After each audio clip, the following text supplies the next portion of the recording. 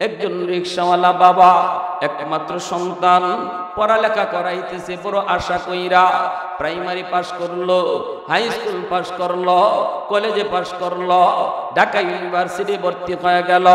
বাবা তখন রিকশা চালায়, সন্তানের লেখাপড়ার খরচ বাবা রিকশা চালায় চালায় পড়ালেখার খরচ জোগাইছে।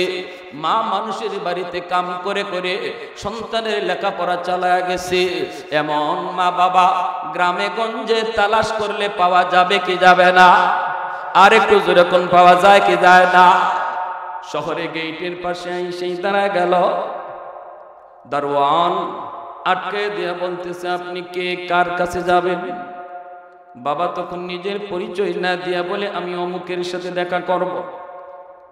দারোয়ান বলতেছে, আপনি এই জায়গায় একটু দাঁড়ান, স্যার আমাদের মস্ত বড় বস, অফিসের হেড বস, বসের সাথে পারমিশন ছাড়া দেখা করা যায় না, আপনি একটু এখানে দাঁড়ান গো, আমি একটু স্যারকে যে জিজ্ঞেস করি। এই বলে দারোয়ান চলে গেল। জয় বলতেছে, স্যার একজন মুরব্বী মানুষ, চেহারা দেখলেই বোঝা যায় বড় অভাবী, আপনার সাথে দেখা করতে এসেছে। ছেলে বলতেছে, দেখি একটু সিসি ক্যামেরায় তাকে দেখে, এই বুড়া মানুষটা কেউ নয় গো, এই বৃদ্ধ মানুষটাই হলো তার রিকশাওয়ালা বাবা। যেই বাবা শিশুকালে রিকশায় করে করে তার স্কুলে নিয়ে যাইতো, ছুটি হলে পরে স্কুলে থেকে রিকশায় করে বাড়িতে ফিরতো। কিন্তু বাবাকে দেখার পরও তার দিল নরম হয় না, দিলটা তার নরম হলো না। সাথে সাথে দারোয়ানকে বলতেছেন, নে 500 টাকা নে, যাই বলবি আমি এখন খুব ব্যস্ত, দেখা করার টাইম নাই, এই টাকাটা তুই দিয়ে বিদায় করে দিবি। দারোয়ান তো জানে না কে সেই বৃদ্ধ মানুষ, দারোয়ান মনে করেছে কোনো ভিক্ষুক।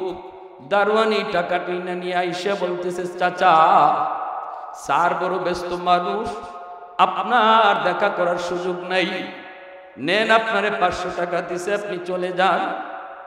সাথে সাথে বাবাই কয়, বাজান আমি ভিক্ষুক না, ভিক্ষা নিতে আসি নাই রে, আমি এক নজর আমার সন্তানের চেহারাটা দেখতে আইছি।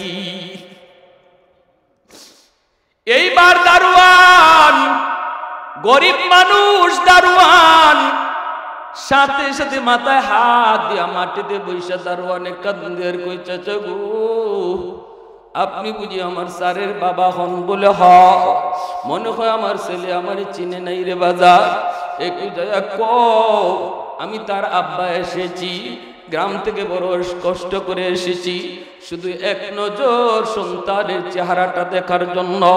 তার মা বড় অসুস্থ, বিছানায় পড়া, তার মা আমাকে পাঠাইছে রে বাজান, একটু যাও, যায় একটু কও, আমি চেহারাটা দেখেই চলে যাব। দারোয়ান কান্দে আর কয়, চাচা এই কথা আর স্যারকে বইলে কোনো লাভ নাই, স্যার সিসি ক্যামেরায় আপনারে দেখছে এবং চিনছে, অতএব আপনার পরিচয় নতুন করে দিয়ে কোনো লাভ হবে না। চাচা গো মনে কষ্ট নিয়েন না, আপনার ছেলে আর আপনার নাই।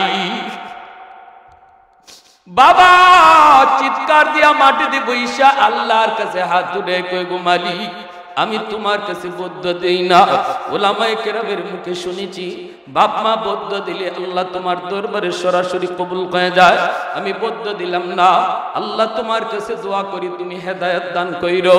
এই বইলাম বাবা চোখের পানিটা মুইসা নামাজি বাবা আলেম ওলামাকে বড় মহব্বত করে, মসজিদের ইমাম সাহেবের কাছে গিয়ে বইসে বইসে চোখের পানি ধরায় কান্দে। ইমাম সাহেব বুঝ দিয়ে শুধু রাখে।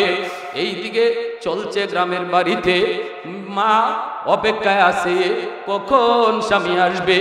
দূর থেকে স্বামীকে দেখে মহিলা দৌড়ে গিয়ে স্বামীকে জড়ায় ধরল, স্বামীকে একটু কও না কেমন চেহারাটা দেখে আসছো। কিন্তু বাবা তো কথা বলতে পারে না, চেহারা তো দেখার সুযোগ বাবায় পায় নাই, কেমনে কইবে চেহারা কেমন। চোখ থেকে দর দর করে পানি পড়ে, ঠোঁটটা তার কাঁপতেছে, বারবার শুধু জিজ্ঞেস করে, স্বামী গো কও কেমন দেখে আসছো, নাকি কোনো বিপদ একটু কও। তখনই বাবা চোখের পানি মুছে আর কই, বিবি গো তোমার ছেলে মস্ত বড় অফিসার, বাবার সাথে দেখা করার টাইম তার হাতে নাই। মা বিছানায় পড়ে গেল, এ মায়া বদুয়া দেয় নাই, মাও আল্লাহর কাছে দোয়া করছে, আল্লাহ সহি বুঝ তুমি দান কইরো। এইদিকে বাপ মা দুজনের দোয়া আল্লাহর দরবারে কিন্তু কবুল হয়ে গেছে। সুবহানাল্লাহ জোরে বলেন। পবিত্র রমজান মাস, জুম্মার দিন যুবক ঢুকছে জুম্মার নামাজ পড়ার জন্য। জুম্মার দিন রমজান মাস, রাসূল করিম সাল্লাল্লাহু আলাইহি ওয়াসাল্লাম বলেন, মান সামা রমাদানা ইবাদা ওয়া ইহতিসাবান গুফিরা লাহু মা তাকাদ্দামা মিন যামবি। রমজান মাসে কেউ যদি রোজা রাখে, আল্লাহকে ভয় কইরা রোজা যদি ভালোভাবে রাখে, হক আদায় করে যদি রোজা রাখে, আল্লাহ পাক এই রোজার উসিলায় তার জিন্দেগীর সব গুনাহ আল্লাহ মাফ করে দেয়। রমজান মাসে যদি কেউ, রমজান মাসের জুম্মার দিন কেউ যদি মারা যায় রে যুবক, আল্লাহ পাক রব্বুল আলামিন এই জুম্মার দিনের উসিলায় তার কবরের আযাব জিন্দেগীর জন্য আল্লাহ মাফ করে দেয়। এজন্য জুম্মার দিন যুবক মসজিদে যায় ঢুকলো, জুম্মার মিম্বরে বৈশা বয়ান করেন যাত্রাবাড়ির হযরত মাহমুদুল হাসান দামাত বারকাতুহু, এখনো আল্লাহর ওলি দুনিয়ায় জীবিত। মিম্বরে বসে তিনি বয়ান করেন জুম্মার বয়ান। ওই মসজিদে এখনো তিনি জুম্মার নামাজ পড়ান। এই দিন তিনি জুম্মার নামাজ পড়াইতেছেন আর বয়ান করতেছেন। আল্লাহর ওলির বাঙ্গা বাঙ্গা কথাগুলা যুবকের দিলে লাগতেছে। ওই দিনে আল্লাহর ওলির জুম্মার বয়ানের মৌজু ছিল মা বাবার কদর, বাপ মার সেবা। এত সুন্দর করে তিনি কথাগুলা বুঝাইতেছেন, প্রতিটা কথা যুবকের দিলের ভিতরে যা লাগতেছে। তিনি বইলা দিলেন, কেউ যদি বাপ মারে কষ্ট দেয়, মরণের সময় তার ঈমান সাথে যায় না, ঈমান মুখ দিয়ে কলিমা তার মুখ দিয়ে বের হয় না। যে মা বাবারে কষ্ট দেয়, যত বড় হাজি হোক, যত বড় গাজী হোক, কালেমা তার জবান দিয়া বের হবে না। যুবকের দিলের ভিতরে কথাটা এমন ভাবে যায় লাগলো, নামাজের ভিতরে যুবক কান্না শুরু করে দিছে। দিলটা ঘুরে দিছে কে? একটু জোরে বলেন না কে? কারণ বাপ মা একজনও বদুয়া দেয় নাই, দুজনে দোয়া করছে। এইদিকে আল্লাহর একজন ওলির কথায় আল্লাহ পাক তার জবান ঘুরায়, তার দিল ঘুরায় দিছে। ওলির উসিলায় আল্লাহ দিল ঘুরায় দিছে। এই যুবক নামাজ পইরা এইবার চোখের পানি মুছে আর কান্দে, দৌড়ায় বাজারের দিকে, মার্কেটের দিকে। বেদিশা বইনা গেছে, দিশা নাই। কেমনে যায় আমার কাছে মাপ চাবে, কেমনে যায় বাবার কাছে মাপ চাবে, কিভাবে বাপ মার সামনে যায় মুখ দেখাবে। এই যুবক বাবার জন্য লঙ্গি কিনলো, মায়ের জন্য শাড়ি কিনলো, চোখের পানি আর তার মুখ তার চোখ থেকে বন্ধ হয় না, ঘর করে চোখের পানি পড়ে।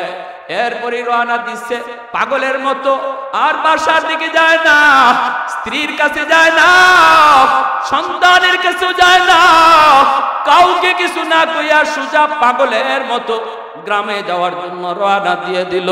দুইটা ফেরি পার হওয়া লাগতো তখন কুমিল্লা যাইতে। এই দুইটা ফেরি পার হইয়া শহরে ঢুকছে, অনেক দেরি হয়ে গেল। তারাবির নামাজ পড়া শেষ, সব মানুষ যার যার মতো ঘুমায়া পড়ছে। কিছুক্ষণ পরই সেহরির টাইম হয়ে যাবে। এইদিকে যুবক শহরের মধ্যে ঢুকে সে ডাইনে বামে রিক্সা খুঁজে, কেমনে গ্রামে যাবে? রিক্সা ছাড়া গ্রামে যাওয়া সম্ভব হবে না। মানুষকে জিজ্ঞেস করে কোনো রিক্সা আছে নি? মানুষেরা কয় বাবা এত রাতে কেউ তোমাকে রিক্সা নিয়ে যাবে না। আবার রমজান মাস, কিছুক্ষণ পরে সেহরির টাইম, কেউ তোমাকে রিক্সা নিয়ে যাবে না। যুবক তখনও কান্দে, তখনও কান্দে। মানুষেরা কয় কি হইছে, কি হইছে তোমার গ্রামে, কি হইছে? যুবক কয় আমার সব শেষ, তোমরা আমারে তাড়াতাড়ি করে গ্রামে পাঠাও। একজন মানুষের দরদ লাগলো আর কইতেছে বাদান রে, মনে হয় একটা বুড়া মানুষ তোমাকে নিয়ে গ্রামে যাইতে পারে। আমি ওই বুড়া মানুষটাকে দেখেছি, রাতের বেলাও সে মাঝে মাঝে রিক্সা নিয়ে প্যাসেঞ্জার টানে, কারণ তার টাকার বড় প্রয়োজন। গ্রামে তার বিছানা স্ত্রী শুয়ে আছে, প্রতিদিন ওষুধ নিয়ে যাইতে হয়। এজন্য এই বুড়া মানুষটাকে আমি রাতের বেলা রিক্সা বাইতে দেখছি। যুবক কই কোথায় গেলে পাবো? কই সে রিক্সা কোনো গ্যারেজে রাখে না, একটা দোকানের বারান্দায় রিক্সাটা রাইখা সে বসে বসে রাত কাটায় দেয় রে বাবা। একটু সামনে যাই দেখো যুবক কাঁদতেছে আর যাইতেছে। হঠাৎ করে তাকে দেখে একটা দোকানের বারান্দায় রিক্সাটা দাঁড়ানো, আর একজন বুড়া মানুষ বসে বসে কাঁপতেছে শীতের বাতাসে, বসে বসে কাঁপতেছে, আর মুখটা মাফলার দিয়া কাপড় দিয়ে পেঁচায় রাখছে, একটা গামছা দিয়ে মুখটা পেঁচায় রাখছে, যেন বাতাসে কষ্ট দিতে না পারে, মুখটা যেন অন্তত বাঁচে। চেহারা চেনা যায় না, চেহারা চেনা যায় না। ছেলে যাইয়ে বলতেছে, চাচা অমুক গ্রামে আপনি যাবেন নি? ছেলে তো জানে না, যারে চাচা কুয়া ডাক দিছি ইনি হলো তার বাবা। ছেলে তো জানে না, জানে না যারে চাচা কুয়া ডাক দিছে এই হলো বাবা। বাবা মাথাটা নিচের দিকে দেওয়া, চেহারাটা বাবা দেখে নাই, কিন্তু কণ্ঠটা শোনা মাত্রই বাবা ছেলের কণ্ঠ চিনে ফেলেছে। কারণ পৃথিবীতে এমন কোনো মা নাই, এমন কোনো বাবা নেই রে যুবক, যেই বাপ মা সন্তানের কণ্ঠ চিনে না, সন্তানের কণ্ঠ চিনে না। হাজারো শিশু বাচ্চা ওয়া ওয়া করে, এর ভিতরে কোন সন্তানটা মা, মা ভালো করে চিনতে পায়। ঠিক কিনা? আওয়াজ দিয়ে জুড়ে বলেন। পৃথিবীতে মায়ের মতো আপন কেউ হবে না, পৃথিবীতে বাবার মতো আপন কেউ হবে না। তোমরা কোনোদিনও মায়েরই মনেতে কষ্ট দিও না, তোমরা কোনোদিনও বাবারই মনেতে কষ্ট দিও না। কত পাপী এমন আছে মাকে কষ্ট দেয়, মায়ের মনে কষ্ট দিয়ে অভিশাপ নেয়। মায়ের মনে কষ্ট দিলে খোদা যে সহে না। ঠিক কিনা ভাই? জোরে কন্যা। মায়ের মনে কষ্ট দিলে খোদা যে সহে না। তোমরা কোনোদিনও মায়েরই মনেতে কষ্ট দিও না, তোমরা কোনোদিনও বাবারই মনেতে কষ্ট দিও না। 10 মাস 10 দিন গর্ভে রেখে মা জননী তোমায় আমায় করছে লালন এই ধরনী। সে কথা কি বন্ধু তোমার মনেতে পড়ে না, সে কথা কি বন্ধু তোমার মনেতে পড়ে না। তোমরা কোনোদিনও মায়েরই মনেতে কষ্ট দিও না, তোমরা কোনোদিনও বাবারই মনেতে কষ্ট দিও না। একটু জোরে সুরে আওয়াজ দিয়ে কন্যা আল্লাহু আকবার। ভাইরা বন্ধুরা, এইবার ছেলে কইতেছে, চাচা অমুক গ্রামে যাবেননি। বাবা তো ছেলেকে চিনে ফেলেছে, ছেলেকে চিনে ফেলেছে। মাথাটা বাবা আর উপরে তোলে না, মুখটাও খোলে না। বাবা নিয়ে মাথা নিচের দিকে দিয়েই বলতেছে, হো বাবা যাব, হো বাবা যাব। ছেলে তখন কান্দে আর কই কত টাকা ভাড়া দিতে হবে। বাবা তখন মাথা নিচের দিকে দিয়ে কই, বাজান রে আমি আজ তোমার কাছ থেকে কোনো ভাড়া নিব না। কারণ বাবার মনে পড়ে গেছে তুমি আমারে কয় টাকা ভাড়া দিবা। আমি বাবা তো সারা জীবন তোমাকে রিকশায় ঘুরাইছি, কোনদিন বাবা রিকশা ভাড়া নেই নাই, আজও বাবা রিকশা ভাড়া নিব না। ছেলে কইতেছে, না চাচা আমি আপনাকে ডাবল ভাড়া দিব। বাবা কই ঠিক আছে তুমি রিকশায় ওঠো। এই বইলা ছেলেকে রিকশায় তুইলা বাবা রিকশা নিয়ে টানতেছে, রিকশা নিয়ে টানতেছে। পিছনে বাবা খেয়াল করলো ছেলে কান্দে। বাবা জিজ্ঞেস করতেছে, বাদান রে এই গ্রামে তুমি কেন যাবা? ওই গ্রামটা হলো আমার নিজের গ্রাম। তখনই বাবা কই কি কও, তোমাকে ওই গ্রামে তো কোনোদিন দেখি নাই, তুমি কি তোমাকে কোনোদিন তো দেখি নাই। কয় হ আমি দীর্ঘদিন যাবত আসি নাই, আমার মা আমার বাবা এই গ্রামে থাকেন। আমি মাকে বড় কষ্ট দিয়েছি, আমি বাবারে বড় কষ্ট দিয়েছি। আমি মাফ চাইতে যাইতেছি, চাচা একটু দ্রুত টানেন। আমি এতদিন পর্যন্ত ভুলের জগতে ছিল, আল্লাহর একজন ওলির কথায় আল্লাহ আমার দিল পরিবর্তন করে দিছে। সাথে সাথে বাবা রিকশা থামাইয়া আকাশের দিকে মুখ উঠায় কই, মালিক তোমার দরবারে শুকরিয়া, তুমি বুঝি আমাদের দোয়া কবুল করছো। ছেলে তখন কই, চাচা দেরি কইরেন না। তখনই বাবা মুখের গামছাটা সরাইতেছে আর কাঁদতেছে, বাদান রে, ওই দিন তোমার গেটের পাশে যে বুড়া মানুষটা দাঁড়াইছিল রে বাজার, একটু দেখো তো এই রিক্সাওয়ালারে চিনোনি। সাথে সাথে ছেলে লাফ দিয়ে গিয়ে বাবার পা জড়ায় দিয়ে কান্না শুরু করছে। সাথে সাথে বাবা টান দিয়ে বুকে উঠে কপালে চুমা খায়। মনের কষ্ট বাবা ভুলে গেছে।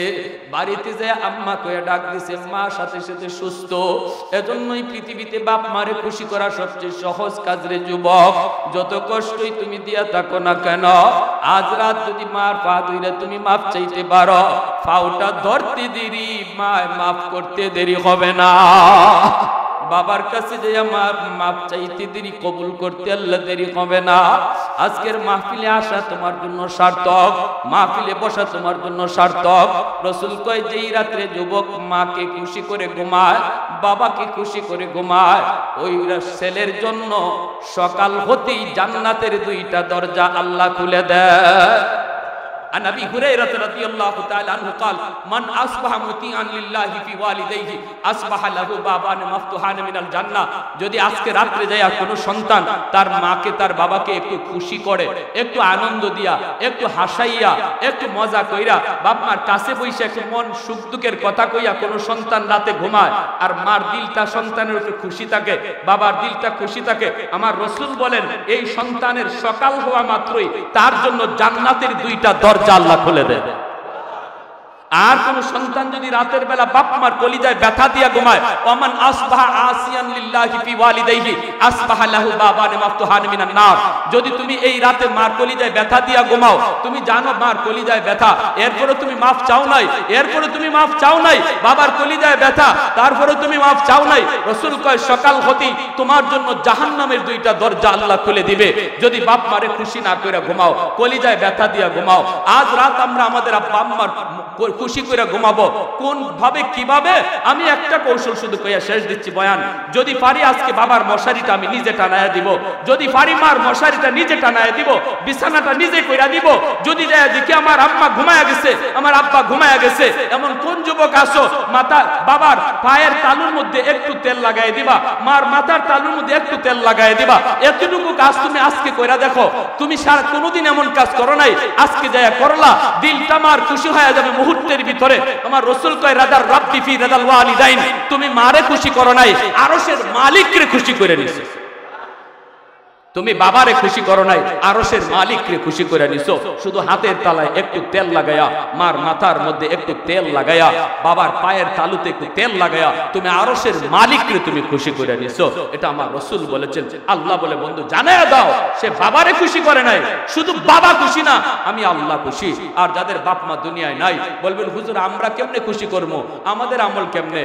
আবু দাউদ শরীফের রওয়ায়াত, মান যারা কবরা বাবাইহি ফি কুল্লি জুমাতিন গুফিরা লাহু কুতিবা বাররান। জুম্মার দিন যদি কোনো সন্তান বাপ মার কবর জিয়ারত করে, তাহলে আল্লাহ পাক এই সন্তানের উপরে বাপ মারে খুশি করায়া দেয়। জোরে কন্না সুবহানাল্লাহ। এবং বাধ্য সন্তানের তালিকাভুক্ত বানায়া দেয়, আল্লাহ মাফ করে দেয়। জুম্মার দিন মা বাবার কবর জিয়ারত খুব কঠিন কাজ না, সহজ কাজ। কারা কারা করতে রাজি আছে একটু হাত উঠে আল্লাহরে দেখায়। ভাইয়েরা বন্ধুরা, এজন্য বলতেছিলাম রমজান মাস, তওবার মাস আমাদের খুব কাছাকাছি চলে এসেছে। রাসূল সাল্লাল্লাহু আলাইহি ওয়াসাল্লাম বলেছেন জান্নাতের একটা দরজা আছে যার নাম রায়্যান। এই দরজা দিয়ে শুধু রোজাদাররাই প্রবেশ করবে। সর্বশেষ রোজাদার যখন ঢুকবে সাথে সাথে এই গেট লাগায় দেওয়া হবে। সুবহানাল্লাহ জোরে বলেন। আইনা সাইমুন কইয়া ডাকা হবে, কই রোজাদাররা? তোমরা এই গেট দিয়ে ঢুকো। নাম রায়্যান। রায়্যান নামক গেট দিয়া রোজাদাররা জান্নাতে ঢুকবে। আর সর্বশেষ রোজাদার ঢোকার পরে গেট লক করে দেওয়া হবে। এত সম্মান আল্লাহ রোজাদারকে দিবে। আল্লাহ বলবে হাসরের মাঠে রোজাদারকে আমি নিজের হাতে পুরস্কার দেব। আমি নিজের হাতে আসাউলি ওয়া আনা আজজি বিহি ওয়া ফি রাওয়ায়াতিন উজজা বিহি, কোন রাওয়ায়াতে এসেছে আল্লাহ বলেন রোজাদারের বদলা, রোজাদারের রোজার বদলা আমি আল্লাহ নিজে, আমি নিজেই তার বদলা। একটা রোজাও ছাড়বো না সামনের এই রমজান মাসে, একটা রোজাও ছাড়বো না ইনশাআল্লাহ। এমন পাক্কা ইরাদা কার কার আছে একটু হাত তুলে দেখো। আল্লাহ তুমি প্রতিটা হাত কবুল করো। যদি পিছনে কোনো রোজা আমরা কাজা কইরা থাকি, রোজা না রাখা থাকি, আজকের দিনে নিয়ত করেন মালিক জিন্দেগিতে আর রোজা ছাড়বো না, এই নিয়তটার খাতিরে আল্লাহ পাক তোমার পিছনের জীবনের রোজা না রাখার গুনাহ আল্লাহর এই আয়াত বলে মাফ করে দেবে। শুধু চেষ্টা করবা কাজা করার, আর যে নিয়ত করছো আল্লাহ জিন্দেগিতে আর রোজা ছাড়বো না, ওই পিছনের জিন্দেগির রোজা না রাখার গুনাহ আল্লাহ পাক এই তওবার খাতিরে মাফ করে দিয়েছে। আল্লাহ আমাদের সবাইকে কথাগুলো বুঝার এবং এই রমজানকে যথাযথভাবে তওবার মাস বানাইবার এবং রোজাগুলা সুস্থতার সাথে রাখার, তারাবির নামাজ সঠিকভাবে আদায় করার। কয় রাকাত তারাবি পড়ব ইনশাআল্লাহ? জোরে বলেন কয় রাকাত? সূরা তারাবি না খতমে তারাবি? সূরা তারাবি কয়েকজনে কইছে নাকি? তে খতমে তারাবির আওয়াজ আস্তে আস্তে হইছে কেন? সূরা তারাবি না খতমে তারাবি? কারা কারা খতমে তারাবির পক্ষে আছেন? আলহামদুলিল্লাহ, আল্লাহ তুমি কবুল ফরমাও। রমজান মাস কোরআন নাজিলের মাস, আমি নামাজে খতমে তারাবিতে যদি কোরআন তেলাওয়াতটা না শুনলাম তো এই রমজান পাইয়া আমার কি হইল? নিজেও তেলাওয়াত করলাম না, খতম করলাম না, তারাবির নামাজেও খতমে তারাবিতে শরীক হইতে পারলাম না, আমি তো হতভাগা। এজন্য সাবধান ভাই, কেউ সূরা তারাবির চিন্তাই করব না, খতমে তারাবি পড়ব ইনশাআল্লাহ। আল্লাহ সবাইকে আমল করার তৌফিক দান করুন।